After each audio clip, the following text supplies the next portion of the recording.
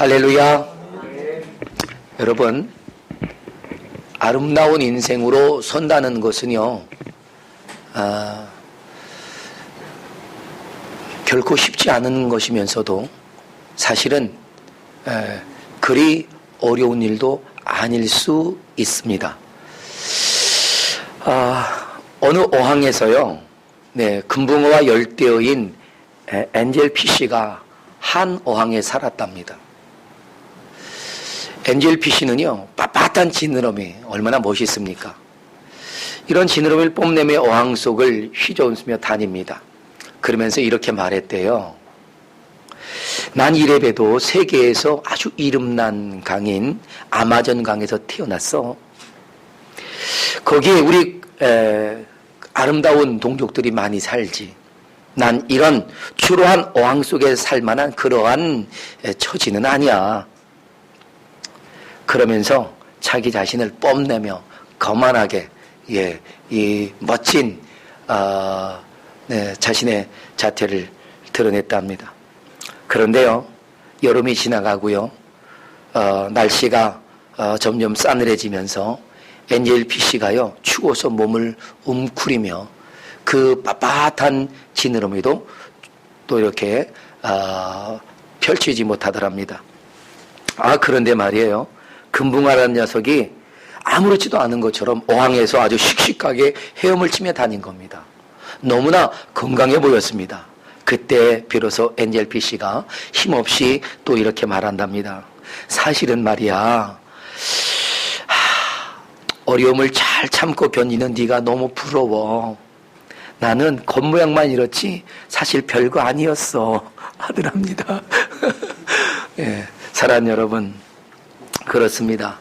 겉모습만 아름다운 것은요, 아름다움의 기준이 될 수 없어요. 겉모습이 아름답기보다는 속사람이 아름답고 강한 사람이 되어야 합니다.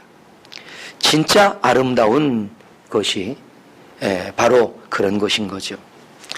우리의 속사람이 아름다워야 정말 아름다운 것인데, 그렇다면 우리는 그 아름다운 인생이 되기 위해 우리의 속사람을 어떻게 가꿔야 할까 하는 것입니다. 자, 우리 자신을 어떻게 아름답게 할 수 있을까요? 그것은 하나님의 손에서 다시 만들어져야만 한다는 것입니다. 어느 버스 정류장에서요, 일어난 일이에요. 30대 초반의 아주머니가 이렇게 걸어오고 있었대요.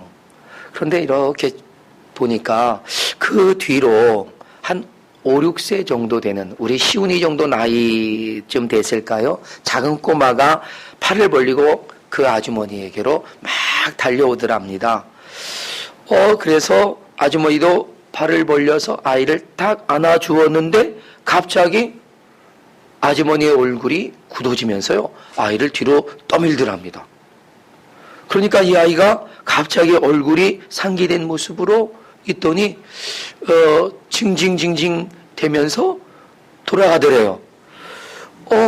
무슨 일인가 해서 봤더니요, 잠시 후에 이 아이가 울먹울먹 하면서 손에 무엇인가를 들고 다시 돌아왔다는 것입니다. 근데 그 손에 들려진 것이 무엇인가? 그것은 그가 먹다 버린 우유팩이었습니다. 이 어린아이가 다 먹은 우유팩을 그냥 길거리다가 휙 던져버린 거예요. 아주머니가 이것을 보고 그를 혼내면서 그 우유팩을 다시 주워오라고 했던 겁니다. 그리고 아주머니는 다시 그 아들을 두 팔을 벌려 반갑게 맞이하면서 그 어린아이를 품어줬답니다. 그리고는 그 쓰레기는 바로 쓰레기통에 들어가고, 그 어머니는 그 어린아이에게 이렇게 속삭이듯 말했답니다. 또다시 쓰레기를 길거리에 버리면 혼날 줄 알아 했다는 겁니다. 여러분, 저는 이것을 보면서요, 참 아름다운 사랑이다 라고 생각합니다. 잘못을 했어도 잘못한 것을 지적하지 않고 고쳐주지 않는 것은 아름다운 사랑이 아닙니다. 그것은 좋은 교육법도 아닙니다. 잘못한 것을 바르게 양육하면서 품어주는 것. 때로는 매질도 하고 때로는 눈물 어린 마음으로 안아주는 것. 이것이 바른 사랑법이고 바른 양육법이라고 생각합니다. 하나님께서도 우리를 그렇게 아름답게 우리를 양육하고 계신다는 사실을 여러분 아십니까? 토기장이가 하는 것을 여러분은 유심히 보신 적은 있으십니까? 여러분,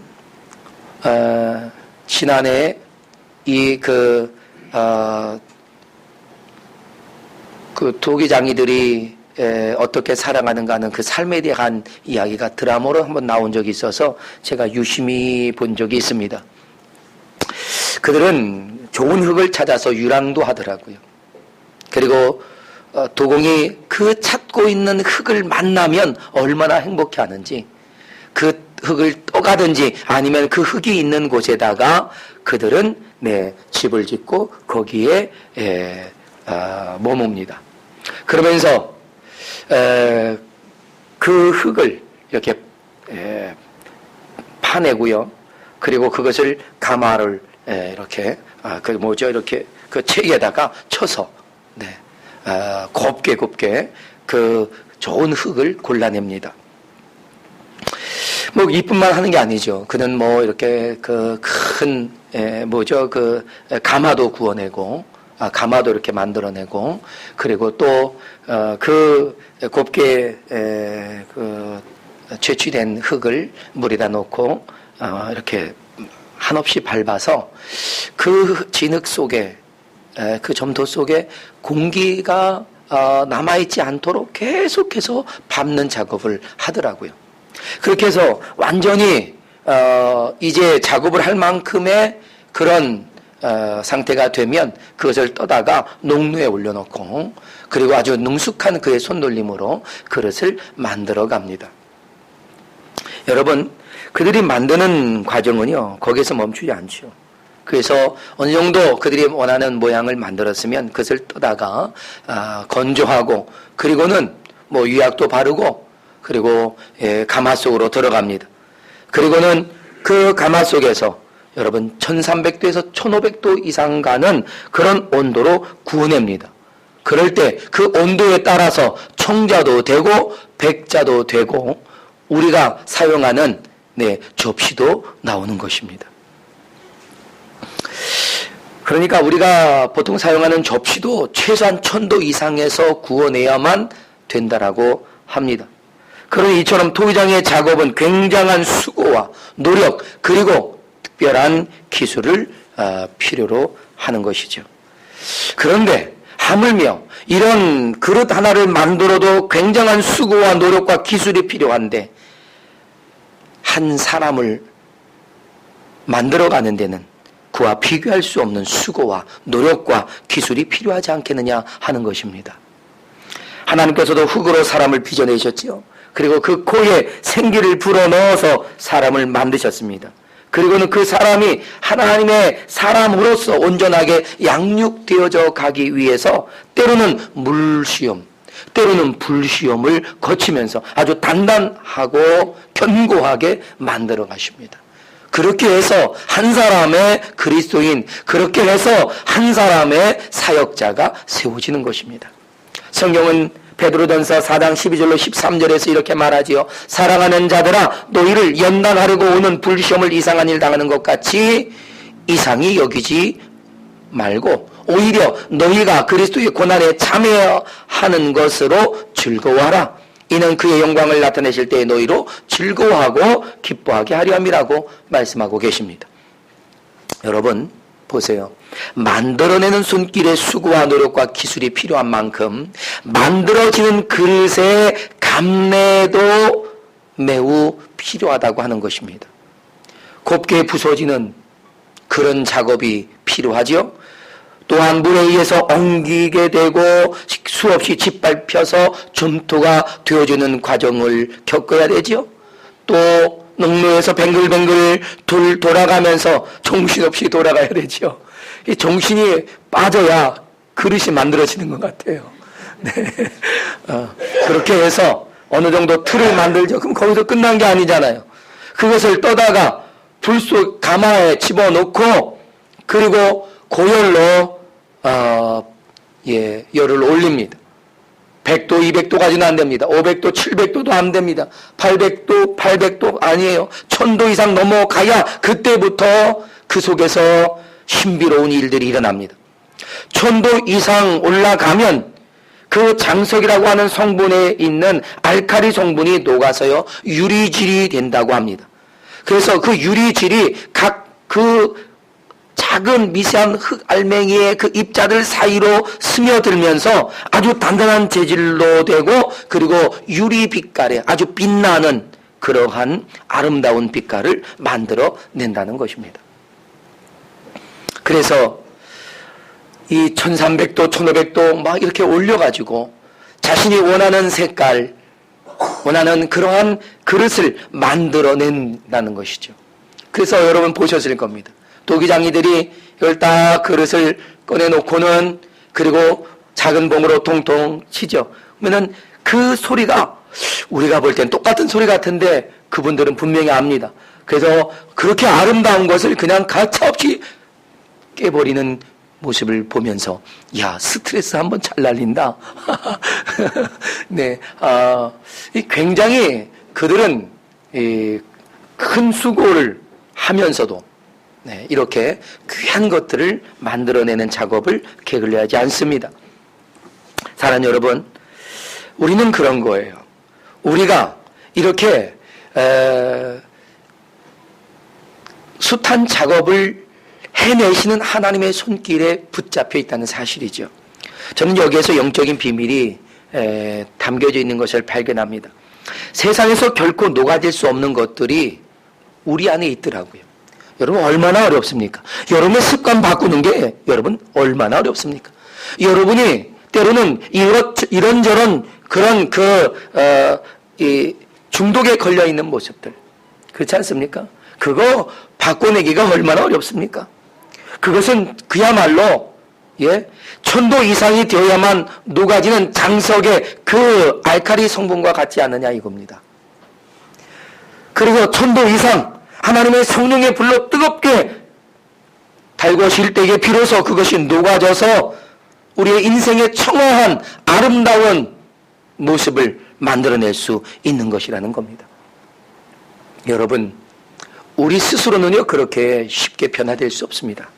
하나님의 성령이 역사하시지 않고는 우리가 아름다운 그리스도의 빛깔을 만들어낼 수 없다고 하는 것입니다. 그래서 우리는 그렇게 만들어지는 과정에서 우리 자신이 부서지고, 그리고 물로 인해서 더 많이 다져지고, 그리고 불로 인해서 우리는 더 강해지는 그러한 이 각고의 인내를 통해 우리는 아름다운 그리스도인의 인생으로 서가게 된다는 것입니다. 여러분, 믿음으로 산다는 것, 그것은요 믿음으로 인내한다는 삶이라고 해야 할 겁니다. 우리의 인생을 믿음으로 살아가며 인내하고 있다면 지금 저는, 그리고 여러분은 하나님의 능숙한 손길에 우리가 만들어지고 있는 중이라는 것, 하나님이 지금 나를 만들고 계시는 중이라는 것을 깨달을 수 있기를 바랍니다. 그러니 우리가 인내하고 기다릴 수밖에 없는 것 아니겠느냐 하는 것이죠. 여러분, 그러면서 하나님은 하나님의 말씀으로 그 예리한 칼날을 세워서 우리의 부분을 다듬어내시고 또한 조각해내시고 아름답게 구성해 나가는 것이다 라고 믿습니다. 그러기 위해서 우리는 간절한 기도의 부르짖음을 통해 그런 물시험도 불시험도 견뎌낼 수 있는 능력을 얻고, 장석의 알칼리 성분이 녹아지듯이 그러므로 유리질처럼 빛나는 그러한 그리스도인의 특별한 모습들. 그래서 주님이 테스트하지 않겠습니까? 찡찡찡찡 해서 테스트해가지고 하나님이 원하시는 강도, 빛깔 이런 것이 나왔을 때 바로 그때 명품 그리스도인이라고 말씀하시는 것 아니겠습니까? 여기 계신 저와 여러분은 하나님이 테스트하셔서 통과하는 그런 명품 그리스도인의 빛깔을 만들어내기를 주님의 이름으로 축복합니다. 그렇다면 우리는 좀 더 구체적으로 어떤 과정을 거쳐내야 아름다운 그릇이 될 수 있을는지 좀 알아야 하지 않겠습니까? 하나님의 거룩한 작업에서 어떤 것들이 걸러지고 어떤 것들이 더해지는지를 좀 구체적으로 알 필요가 있다 하는 것입니다. 아름다운 인생으로 산다는 것은 결코 쉽게 이루어지는 것은 아닌 듯 싶어요. 우리가 아름다운 인생으로 서기 위해 하나님께서 걸러내시는 것이 있는데 그건 뭘까요? 우리가 지닌 악한 죄의 성질들 아니겠습니까? 여러분, 흙덩이를 잘게 부숴내고 거름망을 통과시켜요. 여러 번 그 일을 반복합니다. 마지막에 걸러내는 망은 아주 미세한 망입니다. 그 망을 통해서 걸러내어지는 것을 가지고 그래서 불순물도 제거되고 어떠한 사용할 수 없는 덩어리들이 제거되고 그리고 비로소 반죽에 들어가더라 하는 것입니다. 한 수도원에서 있었던 일이랍니다. 나이 많은 수도사가요, 정원에서 흙을 고르고 있었대요. 그런데 그때 그 수도원에 들어온 지 얼마 안 되는 좀 젊은 수도사가 그곳에 나왔답니다. 경험 많은 수도사는요, 후배 수도사에게 이렇게 말했답니다. 이 단단한 흙 위에 물을 좀 부어주겠나? 그랬어요. 그랬더니 젊은 수도사는 또 늙은 수도사 선배가 말하니까 들어야 되잖아요. 그래서 물을 쭉 부었답니다. 여러분, 단단한 흙이니까 어때요? 물이 스며들지 않고 조르륵 다 흘려버렸어요. 그러자 이 선배 수도사님은 망치를 가지고 흙덩어리를 깨기 시작합니다. 막 깨요. 그러니 흙이 거반 다 부서졌습니다. 그리고 다시 그 젊은 수도사에게 말합니다. 다시 한번 물을 부어달라고 합니다. 물을 붓습니다. 그랬더니 이번에는요, 그 물이 흘러내림 없이 그 흙 속으로 다 스며드는 것입니다. 그때 이 나이든 선배 수도사가 이렇게 말합니다. 이렇게 말해요. 이제야 흙 속에 물이 잘 스며드는구먼. 여기에 씨를 뿌리면 꽃도 피우고 열매도 맺을 수 있지 않겠어? 우리 역시 깨어져 하나님께서 거기에 물을 부어주시고 그럴 때 씨도 떨어지고 꽃도 피고 그리고 열매도 맺을 수 있는 것이지. 우리 수도사들은 이것을 깨어짐의 영성이라고 한다네 라고 하며 한 수를 가르쳐 줬습니다. 여러분, 무슨 영성이요? 깨어짐의 영성입니다. 여러분, 우리가 깨어진다는 게 얼마나 어렵습니까? 깨어지고 또 깨어져서 작은 덩어리 하나 남지 않을 만큼 깨어짐이 필요한 것입니다. 하나님이 소재를 원하실 때도 그 소재는 고운 가루로 빠진 것으로 드리게 했단 말입니다. 하나님이 받으시는 심령은 단단하게 굳어진 것이 아니라 곱게 부서진 것입니다. 단단한 밭도 어떻게 하라고 하십니까? 갈아 기경하여 갈아 엎으라고 말합니다. 그리고 갈아 엎어서 단단한 흙은 다시 다 깨어내어야 거기에 농부는 일을 할 수가 있는 것입니다. 사랑하는 여러분, 우리에게도 깨어짐의 영성이 필요한 줄로 믿습니다. 교만한 가슴에는요, 하나님이 역사하실 수가 없다는 것입니다. 그래서 때로는 하나님은 우리를 깨뜨리시는 작업을 하십니다. 그래서 깨지고 부서질 때 아프고 고통스럽지만 하나님은 나를 다루어 주시면서 내가 하나님이 기뻐하시는 사람이 되도록 하십니다. 그래서 우리는 그럴 때 하나님께 그렇게 고백하고 기도해야 될 겁니다. 하나님, 나를 더 깊이 다루어 주시고 그리고 나를 하나님이 기뻐하시는 그런 사람으로 만들어 주셔서 하나님께서 쓰시기에 합당한 모습을 만들어 달라고 기도해야 될 것입니다. 그럴 때 하나님은 여러분을 더 많이 만들어 주시고 더 온전하게 세워 주실 줄로 믿습니다. 결국 이렇게 믿음의 사람이 세워지고 그는 인내의 사람이 되고 지혜를 가진 하나님의 거룩한 백성이 되어져 간다는 것입니다. 시편 기자는 이러한 모습을 시편 119편 67절에서 이렇게 말합니다. 고난 당하기 전에는 내가 그릇 행하였더니 이제는 주의 말씀을 지키나이다. 고난이 유익이었다는 것입니다. 고난을 당하고 보니까 고난 때문에 하나님의 말씀을 지키지 않았던 우리의 모습을 바꿔서 그 고난으로 인하여 우리가 말씀을 지키게 되더라 하는 거지요.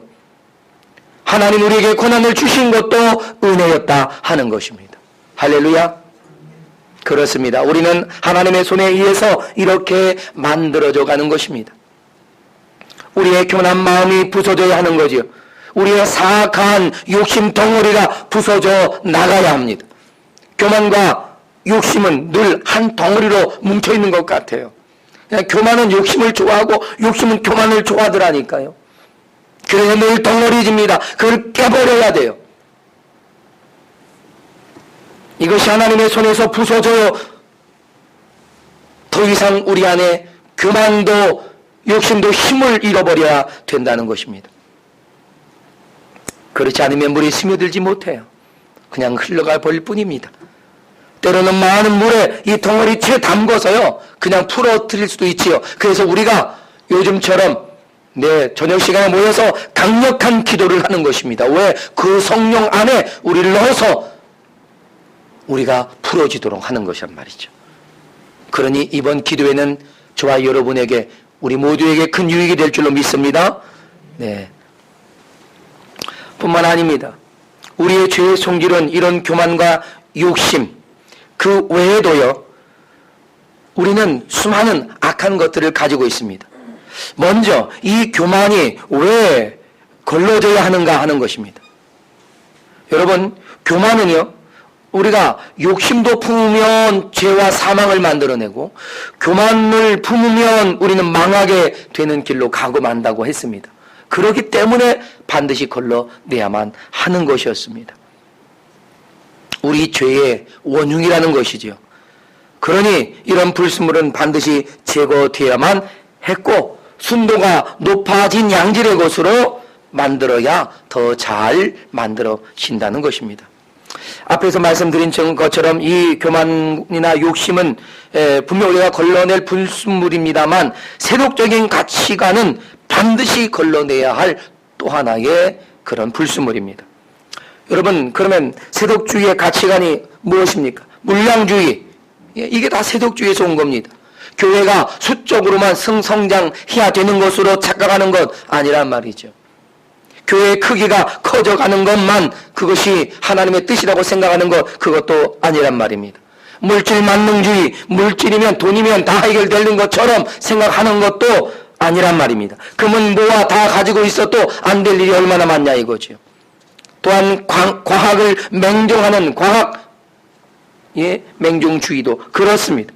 이런 것들은 다 세속주의적인 가치관에서 온 것들이란 말입니다. 이런 것들을 걸러내지 못하면 우리는 혼합주의적인 성향을 가진 그런 신앙을 가지게 됩니다. 그러니까 이상한 신앙이 되고 이상한 기독교가 되어버리고 가는 것이죠. 오늘날 왜 우리가 믿지 않는 사람들에게 손가락질을 당하느냐? 바로 그렇게 세속화되어서 이상한 신앙을 가지고 사는 이상한 크리스찬들이 되었기 때문에 그렇습니다. 오늘날 우리 한국교회가 바로 이런 세속주의의 늪에 빠져 있단 말입니다. 저도 다르진 않아요. 저도 그렇습니다. 저도 이 세속적인 가치관에서 빨리 벗어나야 하고 그것이 다 걸러져야 합니다. 그러기 위해서 저는 더 뜨거운 하나님의 성령의 역사가 필요한 한 사람이기도 합니다. 자기 자신의 덩어리진 것들을 부숴내는 작업을 통해서 우리는 아름다운 인생을 위해 몸부림치며 준비해 나가야 하고 걸러낼 것들을 걸러내기 위해 우리 하나님의 성령에 사로잡혀야 합니다. 그래야 우리는 욕심의 더러운 소욕을 이루지 아니하고 성령의 거룩한 뜻을 따라갈 수 있다고 성경은 말씀하고 계신 것입니다. 그러면 우리가 아름다운 인생으로 서기 위해 우리가 더 해야 할 것은 무엇이겠습니까? 그것은 크고 강하고 견고한 믿음과 하나님의 거룩하신 형상입니다. 우리의 아름다운 인생은요, 우리의 믿음의 분량만큼이라고 말해도 결코 틀리지 않을 만큼 우리의 신앙생활에서 믿음은 성경의 그 기둥과도 같은 것입니다. 진리를 우리는 반석이라고 말합니다. 그리고 그 위에 믿음으로 기둥을 세워 그리고 건물을 올려야만 그 건물이 강하고 견고하고 든든해지는 것입니다. 어떤 외부의 힘에 의해서 쉽게 무너지지 않는다는 것이죠. 여러분, 우리의 신앙은요, 무엇보다 외부의 어떤 유혹에도 버텨낼 수 있는 내성을 길러내야 합니다. 여러분, 세상에 유혹이 얼마나 많습니까? 내가 싫다고 유혹을 안 받나요? 안 그렇습니다. 유혹은 어디에 가든지 옵니다. 그 유혹을 일으켜내는 것은 욕심이라고 하는 것이지요. 그런데 이것이 여러분, 우리가 아무리 욕심을 버려도 유혹은 계속해서 우리 앞에 주어진단 말입니다. 그런데 그 유혹을 이겨내고 건져낼 수 있는 강한 내성을 가지지 않는다면 우리는 그 유혹 앞에 무너질 수도 있다는 것이죠. 그래서 높은 온도에서 아름다운 색을 만들어낸 도자기는 100년, 1000년 흘러도요, 그 아름다운 빛깔을 잃어버리지 않는 것입니다. 우리는 그렇게 만들어지기 위해서 고난을 견디는 거예요. 결코 녹아질 수 없었던 것들이 1000도 이상 되어지면서 비로소 녹아 아름다운 빛깔을 만들어내는 것처럼 우리도 견뎌내야 하고, 그냥 견뎌냄이 아니라 하나님의 성령의 강력한 역사 속에서 이루어져야 하는 것입니다. 이러한 변화는요, 사실 이 토기장이가 찾는 흙에는 장석과 규석이라고 하는 성분이 많이 들어있는 것, 그것을 찾는다는 것입니다. 그것에 의해서 이렇게 아름다운 것들을 만들어내는 거죠. 그러니까 그 흙에는 반드시 필요한 성분이 있었어요. 하나님은 흙을 취해서 사람을 만드시고 거기에 정말 필요한 것이 무엇인지를 주님은 아셨기 때문에 거기에 주님이 생기를 불어넣어서 사람을 만드시고, 그리고 하나님은 우리를 만드실 때 그 생기가 하나님의 아름다운 형상으로 이루어지게 했다는 것입니다. 창세기 1장 26절에서 분명하게 말씀하지 않습니까? 하나님께서 이르시되 우리의 형상을 따라 우리의 모양대로 우리가 사람을 만들겠다 했습니다. 그죠? 우리의 형상을 따라라고 합니다. 또 우리는 그 하나님의 형상이 이제는 회복되어야만 한다는 것이죠. 그래서 바울은 하나님의 형상의 회복을 이렇게 증거합니다. 에베소서 4장 24절에서 하나님을 따라 의와 진리의 거룩하심으로 지으심을 받은 새 사람을 입으라는 것입니다. 이것이 우리가 하나님의 손길에서 만들어지는 아름다운 인생으로 서는 과정인 거죠. 여러분, 창세기 1장 26절 보십시오. 뭐라 그랬어요? 우리의 형상을 따라라고 했습니다. 에베소서 4장 24절에서도 하나님을 따라라고 말했습니다. 그럼 여기 하나님을 따라라고 하는 이 말은 하나님에 의해서 하나님을 따라 만들어진 것을 의미합니다. 그러니까 하나님을 닮았다 하는 것입니다.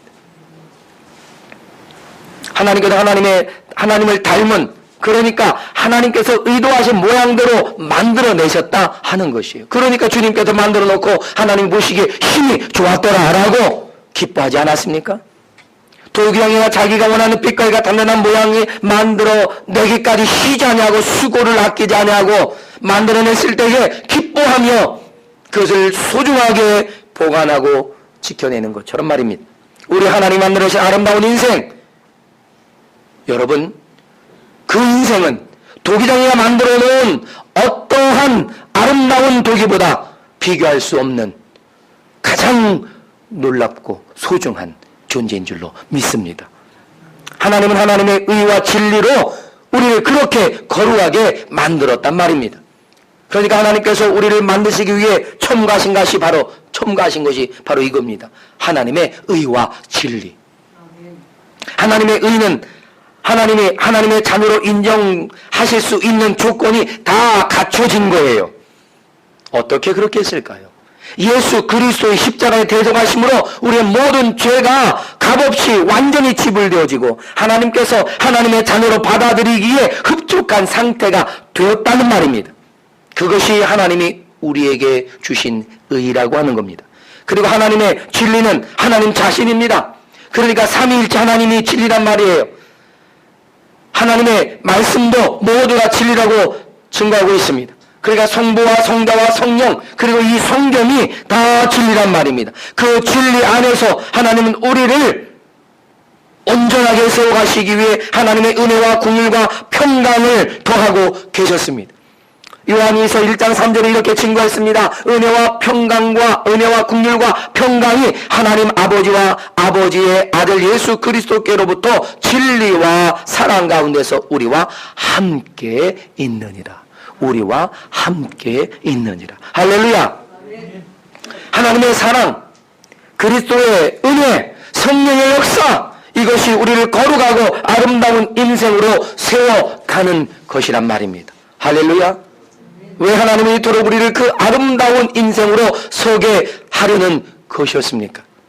오늘 본문에서 하나님은 그 분명한 이유를 말씀하고 계십니다. 여러분 본문에 보십시오. 본문 7절에 11절에 이렇게 증거합니다. 내가 어느 민족이나 국가를 뽑거나 부수거나 멸하려 할 때에 만일 내가 말한 그 민족이 그 악에서 돌이키면 내가 그에게 내기로 생각했던 재앙에 대하여 뜻을 돌이키겠고 내가 어느 민족이나 국가를 건설하고 심으려 할 때에 만일 그들이 나보기 악한 것을 행하여 내 목소리를 청종하지 아니하면 내가 그에게 유익하게 하리라고 한 복에 대하여 뜻을 돌이키리라. 그러므로 이제 너는 유다 사람들과 예루살렘 주민에게 말하여 이르기를 여호와의 말씀에 보라 내가 너희에게 재앙을 내리며 계책을 세워 너희를 치료하노니 너희는 각기 악한 길에서 돌이키며 너희의 길과 행위를 아름답게 하라라고 하셨습니다. 아무리 거룩하게 살았어도 우리가 죄를 지으면 하나님이 주시려고 했던 복이 날아가 버리고요. 아무리 죄악 가운데 있어서도 하나님께 회개하고 돌이켜 아름다운 모습을 다시 되찾으면 하나님이 재앙을 거두시고 은혜와 복을 더하신단 말입니다. 할렐루야. 아멘. 그렇기 때문에 아름다운 인생으로 서라고 하시는 것입니다. 우리가 아름다운 인생으로 서야만 우리가 기대하는 그 복을 누리게 되는 것입니다. 우리는 그냥 교회만 왔다 갔다 한다고 성경 몇 줄 더 읽었다고 우리가 복을 얻는 것이 아니라 아름다운 인생으로 서여질 때에 우리는 하나님께로부터 오는 복을 누립니다. 그 첫째 복이 우리가 예수 그리스도 안에서 구원을 받는 것이고 천국에 이르는 하나님의 백성이 된 것입니다. 둘째는 하나님께서 우리와 함께 하심으로 우리의 삶에 필요한 모든 것들을 채우사 우리로 하나님의 영광을 위해 살아가게 하시는 것입니다. 셋째로 우리가 그 하나님의 은혜와 긍휼을 덧입고 이 땅의 모든 하나님의 사람들과 더불어 하나님의 은혜를 누리며 살아가게 하셨던 것입니다. 그것을 누리기 위해 하나님은 우리에게 아름다운 인생으로 서라고 말씀하고 계셨습니다. 할렐루야. 할렐루야. 사랑하는 여러분, 우리가 하나님 앞에 하나님께서 인정하신 아름다운 인생을 서기 위해 우리는 우리의 믿음을 지켜내야 합니다. 우리의 삶을 거룩함으로 보존해야 합니다. 죄의 유혹으로부터 지켜내야 합니다. 우리 하나님의 자녀로 살기 위해 온갖 물시험과 불시험을 두려워하지 말고 끝까지 견디낼 수 있는 신실함을, 인내함을 가질 수 있어야 합니다. 저와 여러분이 견디고 있는 이 순간 우리가 지금 아름다운 인생으로 서고 있는 거룩한 순간임을 믿습니다. 아멘. 그래서 하나님께서 우리를 지켜보시면서 조금만 더 인내하고 참으라고 응원하고 계신 것이 아니겠습니까? 우리는 함께 이 아름다운 인생을 이루어갈 수 있기를 주님의 이름으로 축복합니다. 아멘. 나 혼자 가는 것이 아니라 우리가 함께 힘을 모아서 가는 것입니다. 장애인 올림픽에서 실제로 있었던 일입니다. 출발 신호가 땅 하고 소리가 났습니다. 9명의 선수가 앞으로 막 달려갑니다. 그런데 달려가다가 한 선수가 그냥 넘어지고 말았어요. 이 넘어진 선수는 그냥 그 자리에 주저앉아서 멍멍 울기 시작합니다. 그의 울음소리가 들렸는지 앞에 달려가던 8명의 모든 선수가 약속이 난 것처럼 다 멈춰버립니다. 그리고 앉아서 울고 있는 그 선수에게로 다가와서 그 선수를 일으키고는 그리고 그들의 손을 서로 얻기고 결승전까지 걷기 시작합니다. 그것을 바라보는 모든 관중들은 자리에서 일어나서 박수를 칩니다. 환호합니다. 그리고 그들은 모두가 1등으로 들어왔습니다. 할렐루야. 어떻습니까? 세상에서 가장 아름다운 동행같이 보여지지 않습니까? 주님은 이렇게 주저앉은 우리를 그냥 내버려두고 달려가시는 분이 아니라 다시 우리에게로 오셔서 우리의 팔짱을 얻기고 주저앉은 저와 여러분을 다시 일으켜 주시면서 힘을 내라고, 함께 가자고, 조금만 견디면 된다고, 그러면서 마지막 한순간에 힘을 다하도록 우리와 함께하고 계십니다. 이것이 곧 아름다운 그리스도인의 인생의 동행이 아닌가 싶습니다. 저와 여러분이 하나 되고 그리고 우리 주님과 하나 되어서 함께 동행하는 아름다운 동행을 이루어가시기를 주님의 이름으로 축원합니다. 이제 우리는 아름다운 인생으로 서려는 믿음의 결단을 통해서 그 아름다운 동행을 시작할 수 있기를 주님의 이름으로 축복합니다. 우리 다 같이 자리에서 일어나겠습니다. 함께 기도하십시다. 우리가 하나님 앞에서 아름다운 인생으로 설 수 있도록 하나님의 의와 진리로 우리를 거룩하게 만들어 주시도록 기도하십시다. 그리고 우리가 끝까지 인내하며 하나님의 손에서 아름답게 만들어질 때까지 견딜 수 있도록, 이겨낼 수 있도록 하나님의 성령에 도와달라고 기도하십시다. 그리고 우리 모두가 성령으로 하나 되어서 하나님의 영광을 위해 함께 달려갈 수 있는 아름답고 거룩한 성산 공동체가 될 수 있도록 도와달라고 함께 기도하며 나아가겠습니다. 할렐루야. 자비하신 아버지